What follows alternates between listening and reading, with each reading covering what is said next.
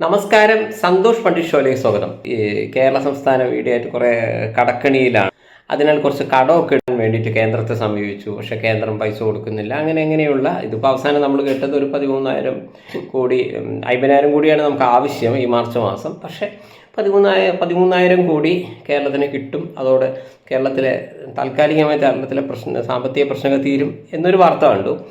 കേരളം കടമെടുക്കുന്നു എന്ന് പറയുമ്പോൾ അതിൻ്റെ റൂട്ട് കോസ്റ്റ് എന്താണെന്ന് നമ്മൾ മനസ്സിലാക്കണം. യഥാർത്ഥത്തിൽ കേരളം ആവശ്യപ്പെടുന്ന പോലെ കേന്ദ്രം തരുന്നില്ല, അല്ലെങ്കിൽ കേരളത്തിന് അർഹതപ്പെട്ട പണം കേന്ദ്രം കൊടുക്കുന്നില്ല എന്നൊക്കെ പറയുന്നവർ ശരിക്കും കഥ അറിയാതെ ആട്ടം കാണുന്നവരാണെന്ന് ഞാൻ പറയുള്ളൂ. യഥാർത്ഥത്തിൽ ഇതിൻ്റെ കാര്യം എന്താണെന്ന് വെച്ച് കഴിഞ്ഞാൽ, ഈ സംസ്ഥാനത്തും കേന്ദ്രത്തിലും ഒരേ പാർട്ടി എപ്പോഴും വരണം. നമുക്ക് ലെക്കുണ്ടെങ്കിൽ എപ്പോഴും അങ്ങനെ വരണം. ഇങ്ങനെ അല്ലെങ്കിൽ പലപ്പോഴും നമുക്ക് ഒരുപാട് വികസനത്തെയും പല കാര്യങ്ങളെയും ഇത് ബാധിക്കും. വികസനം മാത്രമല്ല, ജനങ്ങളെ ഇൻഡയറക്റ്റ്ലി പല കാര്യങ്ങളും ബാധിക്കുന്നുണ്ട്.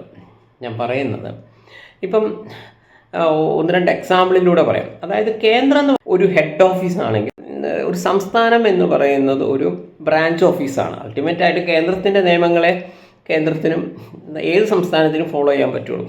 ഇപ്പോൾ നമ്മുടെ ഒരു രാജ്യവുമായിട്ടൊരു യുദ്ധം നടത്തുകയാണെങ്കിൽ നമുക്ക് പറയാൻ പറ്റുമോ ഞങ്ങൾ അവർക്ക് വോട്ട് കൊടുത്തില്ല, അതുകൊണ്ട് ഞങ്ങൾ പോകേണ്ട ആവശ്യമില്ല, ഞങ്ങളെ ബാധിക്കുന്ന കാര്യമില്ല എന്ന് നമുക്ക് പറയാൻ പറ്റില്ല. അതായത് കേന്ദ്രത്തിൻ്റെ നിയമങ്ങളെ അതിൻ്റെ ഒരു ചെറിയ രീതിയിൽ വരുന്നതാണ് സംസ്ഥാനം എന്ന് പറയുന്നത്.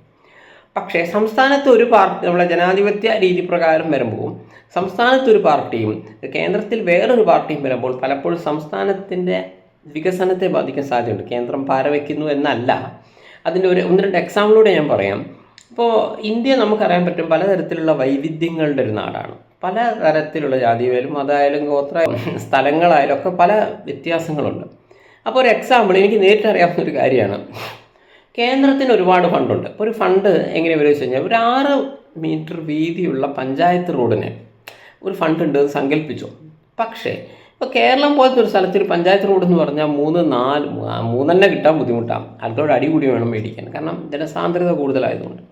അല്ലെങ്കിൽ പല ആളുകളും ചത്താലും സ്ഥലം കൊടുക്കൂല എന്നൊക്കെ പറഞ്ഞ് ചിന്തിക്കുന്നുള്ളൂ. പക്ഷേ എന്ത് സംഭവിക്കും? ഈ ഫണ്ട് നമുക്ക് ഒരിക്കലും ഇങ്ങനെ നോക്കിയിരിക്കാനല്ല ഒന്നും ചെയ്യാൻ പറ്റില്ല. കാരണം 6 മീറ്റർ വീതി ഉണ്ടെങ്കിൽ മാത്രമേ ഈ ഫണ്ട് നമുക്ക് കിട്ടുള്ളൂ. അതേസമയം ഇപ്പോൾ മധ്യപ്രദേശ് എടുത്താലും രാജസ്ഥാൻ എടുത്താലും മഹാരാഷ്ട്ര എടുത്താലും കർണാടക എടുത്താലും മറ്റുള്ളവർക്ക് ഇത്തരം ഫണ്ടുകൾ അവർക്ക് ഈസി ആയിട്ട് യൂസ് ചെയ്യാം. അവർക്ക് അതിനുള്ള സ്പേസ് അവിടെയുണ്ട്. അല്ലെങ്കിൽ ജനങ്ങൾ അത്രയും അങ്ങോട്ട് കടുംപിടുത്തം പിടിക്കാറില്ല. ഒരു വികസനം വരികയാണെങ്കിൽ വന്നോട്ടെ എന്ന് പറഞ്ഞ സ്ഥലമൊക്കെ അവർ കൊടുക്കുകയും ചെയ്യും. അപ്പോൾ അവർക്ക് ഈ 6 മീറ്റർ ഉണ്ടെങ്കിൽ മാത്രമേ ഈ ഫണ്ട് കിട്ടൂ എന്നിരിക്കെ അവർക്ക് ഈ ഫണ്ട് കൃത്യമായിട്ട് കിട്ടും. കേരളത്തിന് അത് കിട്ടൂല. എക്സാമ്പിളാണ് ഞാൻ പറയുന്നത്. അപ്പോൾ ഇത്തരം അതും അല്ലെങ്കിൽ ഇപ്പം BPL മാനദണ്ഡം എടുത്തോ. ഇപ്പോൾ ഞാനൊരു എക്സാമ്പിളാണ് പറയുന്നത്. ഇപ്പോൾ ഒരു 2 വീലർ സ്വന്തമായിട്ടുള്ള ഒരാളെ BPL കണക്കാക്കാൻ പറ്റൂല എന്ന് കേന്ദ്രം ഒരു നിയമം കൊണ്ടുവന്നു സങ്കല്പിച്ചു. അപ്പോൾ കേരളത്തിൽ നല്ലൊരു ശതമാനം ആൾക്കാരും ഈ BPL ഔട്ടാവും. കാരണം കേരളം കുറച്ചുകൂടി ഡെവലപ്ഡ് ആയതുകൊണ്ട്. മറിച്ച് മറ്റു പല സംസ്ഥാനങ്ങളിൽ ഇതൊരു ബുദ്ധിമുട്ടല്ല. അവർക്ക് ആയിക്കോട്ടെ, അതായാലും അവർ ആ കഥ ഓക്കെയാണ്. ഇങ്ങനെ ഓരോ കാര്യങ്ങളിൽ ഇപ്പോൾ ഞാൻ പറയുന്ന ഇത്ര വർഷം കഴിഞ്ഞാൽ നിങ്ങൾ ഉപയോഗിക്കുന്ന വണ്ടി കണ്ടം ചെയ്യണം, അല്ലെങ്കിൽ അത് പിന്നീട് ഉപയോഗിക്കാൻ പറ്റില്ല എന്നൊക്കെ വരുമ്പോൾ 14-15 വർഷം കഴിഞ്ഞാൽ ഒരു ടൂറിസ്റ്റ് ടാക്സി യൂസ് ചെയ്യാൻ പാടില്ല, അത് മാറ്റണം എന്ന് പറഞ്ഞു കഴിഞ്ഞാൽ നമുക്കത് ബുദ്ധിമുട്ടാണ്. ഇങ്ങനെ കുറേ പ്രായോഗിക തലത്തിൽ കേന്ദ്രത്തിൻ്റെ ഒരു നിയമം മറ്റുള്ള സംസ്ഥാനങ്ങളെയും ബാധിക്കാൻ സാധ്യതയുണ്ട്. ഇത്തരം സിറ്റുവേഷനെ എങ്ങനെ മറികടക്കാം എന്ന് വെച്ച് കഴിഞ്ഞാൽ, നമ്മൾ പാർലമെൻറ്റിൽ ഈ കാര്യങ്ങൾ കൃത്യമായി അവതരിപ്പിക്കുക. Option A. പക്ഷെ അങ്ങനെ അവതരിപ്പിക്കണമെങ്കിൽ ഇംഗ്ലീഷിൽ എന്തിനൊക്കെ അത്യാവശ്യം വിവരം വേണം. നമ്മളിപ്പോൾ ജാതി മതം രാഷ്ട്രീയം മാത്രം നോക്കി കുറച്ച് പേരെ അങ്ങോട്ട് വിടുമ്പോൾ എന്ത് സംഭവിക്കുന്നത് വെച്ച് കഴിഞ്ഞാൽ, അവർക്ക് ചിലപ്പോൾ വലിയ വിവരം ഉണ്ടാവണമെന്നില്ല. ശരിക്കും കൃത്യമായ ഭാഷ അറിയാത്തതുകൊണ്ട് ചിലപ്പോൾ അവരും മിണ്ടാതിരിക്കാം. ഒന്ന്. അതല്ലെങ്കിൽ അതുമായി ബന്ധപ്പെട്ട മന്ത്രിയെ നമ്മൾ കൃത്യമായ കാര്യങ്ങൾ ധരിപ്പിക്കണം. ചേട്ടാ, മറ്റുള്ള സംസ്ഥാനങ്ങളെ പോലെയല്ല ഞങ്ങളുടെ സംസ്ഥാനം. ഞാൻ പറഞ്ഞ കേരളം എന്നല്ല, ഏത് സംസ്ഥാനത്തിൻ്റെ സ്ഥിതി അങ്ങനെ തന്നെയാണ്.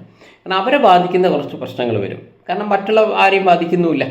അപ്പം ഞങ്ങളുടെ സംസ്ഥാനത്തിൻ്റെ പ്രത്യേക സാഹചര്യത്തിൽ ഈ ഒരു നിയമം ഞങ്ങൾക്ക് ബുദ്ധിമുട്ടാണ്, ആയതിനാൽ ഇത് മാറ്റിത്തരണം എന്നൊക്കെ നമ്മൾ പറയണം. അതേസമയം അവിടെയും നമുക്ക് മന്ത്രിയായിട്ട് ബന്ധമില്ല, അല്ലെങ്കിൽ മന്ത്രി നമ്മൾ സമയം ചോദിക്കുന്ന സമയം തരുന്നില്ല, അല്ലെങ്കിൽ മന്ത്രിക്ക് നമ്മൾ പറയുന്നത് വന്നിട്ട് മനസ്സിലാവുന്നില്ല നമ്മൾ എന്തായി ഉദ്ദേശിക്കുന്നതെന്ന്. കാരണം നമ്മളുടെ ഭാഷാ പ്രശ്നം.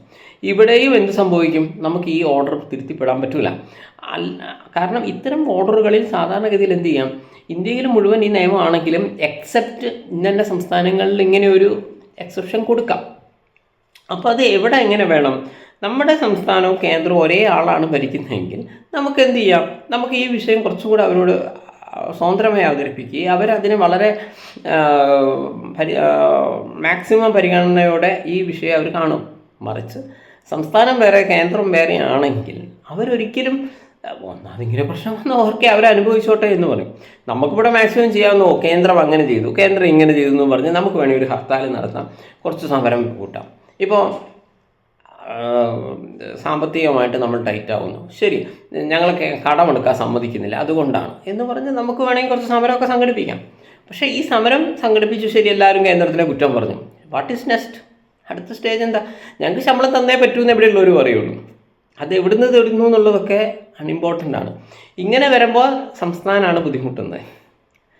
അതായത് സംസ്ഥാനവും കേന്ദ്രവും തമ്മിൽ അവരുടെ അതേ പാർട്ടി വന്നില്ലെങ്കിൽ ഒന്നുകിൽ അലയൻസ് ആയിരിക്കണം, അതുമല്ലെങ്കിൽ അവരുമായി നല്ല ബന്ധം വെച്ച് പുലർത്തുന്നവരായിരിക്കണം. ഇത്രയും ഈ ബന്ധം ഇല്ല എങ്കിൽ സംസ്ഥാനത്തിന് അർഹതപ്പെട്ടത് പോലും പലപ്പോഴും കിട്ടാൻ സാധ്യത കുറവാണ്. അതല്ലെങ്കിൽ അർഹതേൻ്റെ അപ്പുറത്തേക്ക് എന്തെങ്കിലും പ്രശ്നങ്ങൾ വരുമ്പോൾ, ഞാൻ പറയുന്നത് ഇപ്പോൾ പ്രളയം മറ്റുള്ള വിഷയങ്ങളൊക്കെ വരുമ്പോൾ ഈ കേന്ദ്രത്തിൽ നിന്ന് എന്തെങ്കിലും ഒന്ന് വാങ്ങിച്ചെടുക്കുക എന്ന് പറയുന്നത് ഭയങ്കര ബുദ്ധിമുട്ടാവും. കാരണം അവർ തോന്നുകയാണ് ഇപ്പോൾ 1000 കോടീൻ്റെ ആവശ്യമുണ്ടോ, ആ 100 കോടി പോരെയെന്ന് ചോദിച്ചു കഴിഞ്ഞാൽ കിട്ടിയ 100 കോടിക്ക് സിദ്ധാന്തം വിളിച്ചു കൊണ്ടുവരും. മറിച്ച് ഇവർ തമ്മിൽ നല്ല ടേമിലാണ് പോകുന്നതെങ്കിൽ 1000 കോടി വേണ്ടടുത്ത് 1000 കോടി തന്നെ കേന്ദ്രം കൊടുത്തിരിക്കും. ഇതാണ് അപ്പോൾ ഈ ടേംസ് ഇല്ലാത്തപ്പോൾ എനിക്ക് തോന്നുന്നു കേരളത്തിൽ മലയാളികൾക്കൊരു ലക്ക് വേണമെങ്കിൽ ഈ 2 സ്ഥലത്ത് വരെ ഇത് വരണം. കുറച്ച് മുമ്പ് എനിക്ക് തോന്നുന്നു ഇവിടെ കോൺഗ്രസ് ഭരണമുള്ള സമയത്ത് കേന്ദ്രത്തിൽ കോൺഗ്രസ് ഭരണം ഉണ്ടായിരുന്നു. അതൊരു സംസ്ഥാനത്തിൻ്റെ പെർസെപ്ഷനിൽ, വികസന പെർസെപ്ഷനിൽ അത് കറക്റ്റാണ്. കാരണം 2 ഇടത്തും ഒരേ രാഷ്ട്രീയ പാർട്ടി വരുന്നു. ഇനിയിപ്പോൾ ഇവിടെ LDF ആണെങ്കിൽ പാർലമെൻറ്റിൽ കോൺഗ്രസിന് സപ്പോർട്ട് കൊടുത്തുകൊണ്ടുള്ള ഒരു മിനിസ്ട്രി വരണം എങ്കിൽ നമ്മുടെ എന്ത് കാര്യങ്ങളുണ്ടെങ്കിലും അവിടെ പോയിട്ട് അവർക്ക് മേടിക്കാം. പക്ഷേ LDF ആണ് വരുന്നതെങ്കിൽ കേരളത്തിൽ ഇവർ തമ്മിൽ പാരകളായതുകൊണ്ട് ചിലപ്പോൾ LDFന് കൊടുത്തില്ലെങ്കിൽ ഒന്നും ചെയ്യാനില്ല, അങ്ങനെയും ബുദ്ധിമുട്ടുണ്ട്.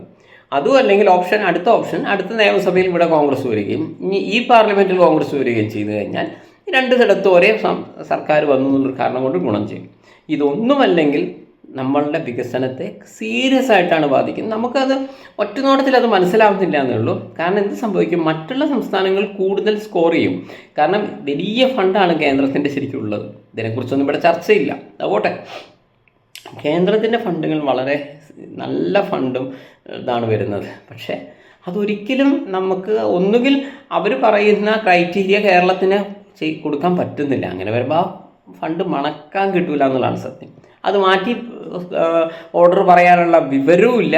ഇനി വിവരം ഉണ്ടെങ്കിൽ തന്നെ അവർ കേരളത്തിനൊരു പണി കിട്ടിക്കോട്ടെ, നമുക്കിപ്പോൾ ഏതായാലും വലിയ ഗുണമൊന്നുമില്ലല്ലോ, ഇനിയിപ്പോൾ ഇത് ചെയ്ത് കൊടുത്തു വെച്ചിട്ട് കാര്യമൊന്നുമില്ലല്ലോ എന്ന് കരുതി കേരളത്തിന് ചെയ്തു കൊടുക്കുന്നുമില്ല. സോ മദ്യമായാലും ലോട്ടറി, അതല്ലെങ്കിൽ ഇപ്പം പെട്രോൾ ഡീസലൊക്കെ അടിക്കുമ്പോൾ ഉണ്ടാകുന്ന, എനിക്ക് തോന്നുന്നു ഒരു 1 ലിറ്ററിന് 30 20 സംതിങ് ആ ഒരു പൈസ ഇത് കിട്ടുന്നു. പിന്നെ AI ക്യാമറയിലൂടെ കിട്ടുന്ന വരുമാനം, ഇങ്ങനെ ഇതൊക്കെയാണ് നമ്മളെ ചെറിയ ബിസിനസ്, ഇതൊക്കെയാണ് നമ്മളെ മുന്നോട്ട് കൊണ്ടുപോകുന്നത്. അതായത് സ്വയം പര്യാപ്തമായ ഒരു സംസ്ഥാനത്തിന് ഇത് ഇത്ര വലിയ പ്രശ്നം വരുന്നില്ല. സ്വയം പര്യാപ്തമല്ലെങ്കിലാണ് ഈ പ്രശ്നം കൂടുതൽ വരുന്നത്. ഇപ്പോൾ തമിഴ്നാടിൻ്റെ ഒരു കേസ് എടുക്കുകയാണെങ്കിൽ, തമിഴ്നാട്ടിലെ അവരെപ്പോഴും ഒരു പ്രാദേശികവാദം കൂടുതലും കൊണ്ടു നടക്കുന്നവരാണ്. നമുക്ക് നോക്കി അറിയാൻ പറ്റും. അവിടുത്തെ രാഷ്ട്രീയപരമായി ചിന്തിച്ചു കഴിഞ്ഞാൽ ഇപ്പോഴും അവരുടെ പ്രാദേശിക പാർട്ടിയാണ് ഇപ്പോഴും അവർ സെലക്ട് ചെയ്യാറുള്ളത്. പക്ഷേ ഈ ഒരു മിനിസ്ട്രിയെ മാറ്റി നിർത്തിയാൽ തുടക്കം മുതൽ ഇന്ന് വരെ അവിടുത്തെ മിനിസ്ട്രി എപ്പോഴും കേന്ദ്രവുമായി നല്ല ബന്ധം ഉണ്ടാക്കാറുണ്ട്. ഞാനൊരു മനഃശാസ്ത്രമാണ് പറയുന്നത്. അവരെന്തുകൊണ്ട് നല്ല ബന്ധം ഉണ്ടാക്കുന്നു? അവർ നേരിട്ട് അവരുടെ അലയൻസ് ആയിരിക്കില്ല, പക്ഷെ എന്നാൽ അവരുമായിട്ട് നല്ല ബന്ധം ഉണ്ടാക്കും. കാരണം എന്നാൽ മാത്രമേ അവർക്ക് ഈ കേന്ദ്രത്തിൻ്റെ ഫണ്ട് കൃത്യമായിട്ട് വാങ്ങിക്കാൻ പറ്റും. കേന്ദ്രത്തിൻ്റെ ഫണ്ട് എല്ലാ സംസ്ഥാനങ്ങൾക്കും കിട്ടും കേട്ടോ, പക്ഷേ ആ ക്രൈറ്റീരിയ പ്രശ്നമാണ് പലപ്പോഴും. ചില സംസ്ഥാനങ്ങൾക്ക് ആ ക്രൈറ്റീരിയ ബുദ്ധിമുട്ടായിരിക്കും. അപ്പോൾ അതൊരു എക്സെപ്ഷനായി മേടിക്കണമെങ്കിൽ നമുക്ക് അവരായിട്ടുള്ള ബന്ധം വേണമെന്ന് ഞാൻ പറഞ്ഞുള്ളൂ. അല്ലാതെ കേന്ദ്രത്തിൻ്റെ ഫണ്ട് കേന്ദ്രം ഭരിക്കുന്ന സംസ്ഥാനങ്ങളിൽ മാത്രം, കേന്ദ്രത്തിൻ്റെ പാർട്ടി ഭരിച്ചാൽ മാത്രമേ കൊടുക്കൂ എന്നല്ല. കേന്ദ്രത്തിൻ്റെ പറയുന്ന ക്രൈറ്റീരിയ, അവരുടെ ഓർഡറിൽ പറയുന്ന ഇന്ന കാര്യങ്ങളുണ്ടെങ്കിൽ ഇന്ന ഫണ്ട് എന്ന് പറയുമ്പോൾ അത് ചില സംസ്ഥാനങ്ങൾക്ക് ബുദ്ധിമുട്ടാണ്. അപ്പോൾ ഇതുവരെ തമിഴ്നാട് സർക്കാർ എപ്പോഴും നിങ്ങൾക്ക് നോക്കി അറിയാൻ പറ്റും കേന്ദ്രവുമായി നല്ല ടേമിലാണ് പോകാറുള്ളത്. അവർ അലയൻസ് അല്ല, അവരുടെ ഭാഗവുമല്ല.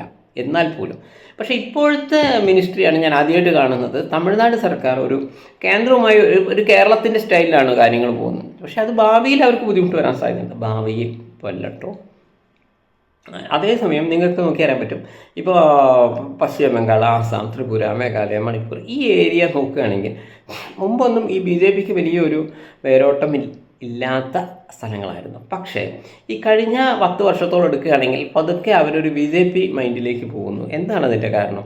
ഞാൻ മനസ്സിലാക്കുന്നത്, ഇപ്പോൾ കേരളം കുറച്ചൊക്കെ സ്വയം പര്യാപ്തം ആയതുകൊണ്ടാണ് നമ്മൾ അധികം അറിയാത്തത് ഈ കേന്ദ്ര ഫണ്ട് ശരിക്കും കേരളത്തിൽ വരാത്ത കാര്യങ്ങൾ. മറിച്ച് അവരെയൊക്കെ സംബന്ധിച്ചിടത്തോളം കൂടുതലും കേന്ദ്രത്തിൻ്റെ ഫണ്ട് വെരി ഇമ്പോർട്ടൻ്റ് ആണ്. അപ്പോൾ അവിടുത്തെ ജനങ്ങളെ സംബന്ധിച്ചിടത്തോളം അവരുടെ സംസ്ഥാനത്ത് വരുന്ന മിനിസ്ട്രിയും കേന്ദ്രവും രണ്ടാണെങ്കിൽ അവർക്ക് പണി കിട്ടും എന്നുള്ളത് കൊണ്ടും അവരുടെ സംസ്ഥാനത്തിൻ്റെ വികസനത്തെ അത് ബാധിക്കും എന്നുള്ളത് കൊണ്ടുമാണ് അവരെന്ത് ചെയ്യുന്നത്, ഇപ്പോൾ കൂടുതലായി ബി ജെ പി മൈൻഡിലേക്ക് പോവുകയും അവിടെയുള്ളവർ കൂടുതൽ ബി ജെ പിക്ക് കൊടുക്കുകയും ചെയ്യുന്നതിൻ്റെ ഒരു മനഃശാസ്ത്രമാണ്. പക്ഷേ കേരളത്തെ സംബന്ധിച്ചിടത്തോളം കേരളം കുറച്ചൊക്കെ സ്വയം പര്യാപ്തമാണ്. കാരണം ഇപ്പോൾ മദ്യമായാലും മദ്യത്തിൻ്റെ വില കൂട്ടിയാലും അല്ലെങ്കിൽ ഇപ്പം സെസ് ഏർപ്പെടുത്തുക അങ്ങനെയൊക്കെ പറയുമ്പോൾ നമുക്ക് കുറച്ചും കൂടെയൊക്കെ അവരെക്കാൾ ബെറ്റർ ആയിട്ടുള്ള സാമ്പത്തിക സ്ഥിതി നമുക്കുണ്ട്. പക്ഷെ അതുപോലെയല്ല അവരുടെ സ്ഥിതി. അതിപ്പോൾ രാജ്യങ്ങൾ തമ്മിലും അങ്ങനെ തന്നെയാണ്. കാരണം ഇപ്പോൾ മുമ്പൊക്കെ അമേരിക്ക ഉപരോധം ഏർപ്പെടുത്തുക എന്നൊക്കെ പറഞ്ഞാൽ ആ രാജ്യത്തിൻ്റെ കാര്യം തീർന്നു. ഇപ്പോൾ ഇന്ത്യ തന്നെ വളരെ വർഷങ്ങൾക്ക് മുമ്പ് അമേരിക്കയൊക്കെ ഡിപ്പെൻഡ് ചെയ്താണ്. പക്ഷേ ഇന്നിപ്പോൾ അമേരിക്ക ഒരു ഉപരോധം ഏർപ്പെടുത്തുക എന്ന് പറഞ്ഞാൽ നമുക്കൊന്നും ഒരു പ്രശ്നമേ അല്ല. ഈവൻ ഇപ്പോൾ റഷ്യ ഉക്രൈൻ യുദ്ധം നടക്കുന്നു, അതും അല്ലെങ്കിൽ പാലസ്തീൻ ഇസ്രയേൽ യുദ്ധം നടക്കുന്നു, ഇതൊന്നും ഇന്ത്യയെ ബാധിക്കുന്നില്ല. കാരണം ഇന്ത്യ സ്വയം പര്യാപ്തമാണ്.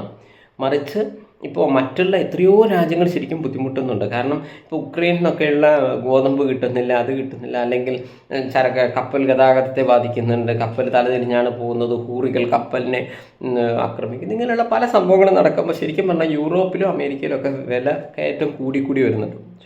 ഇന്ത്യയെ ബാധിക്കുന്നില്ല. കാരണം ഇന്ത്യയിൽ ഒരുവിധം സാധനങ്ങളെല്ലാം സ്വന്തം തന്നെ ഉൽപ്പാദിപ്പിക്കുന്നുണ്ട്. ഇതുപോലെ കേരളത്തിൽ ഒരുപാട് ഫാക്ടറികളും സ്വന്തമായ എല്ലാ സംവിധാനങ്ങളും കൂടുതലായിട്ട് കേരളത്തിനുണ്ടെങ്കിൽ ഈ പറഞ്ഞ പോലുള്ള പല കാര്യങ്ങളും കേരളത്തിന് ഓവർകം ചെയ്യാൻ പറ്റും. പക്ഷേ ഇപ്പം നിലവിൽ വലിയ കുഴപ്പമില്ല. പക്ഷേ കൂടുതൽ കേരളത്തിൻ്റെ വികസനത്തെ ഇത് ശരിക്കും ബാധിക്കുന്നുണ്ട്. അടുത്ത ആഴ്ച ഒരു കിടിലൻ സബ്ജക്റ്റുമായി സന്തോഷം ഷോ കാണാൻ മറക്കരുത്. നന്ദി, നമസ്കാരം.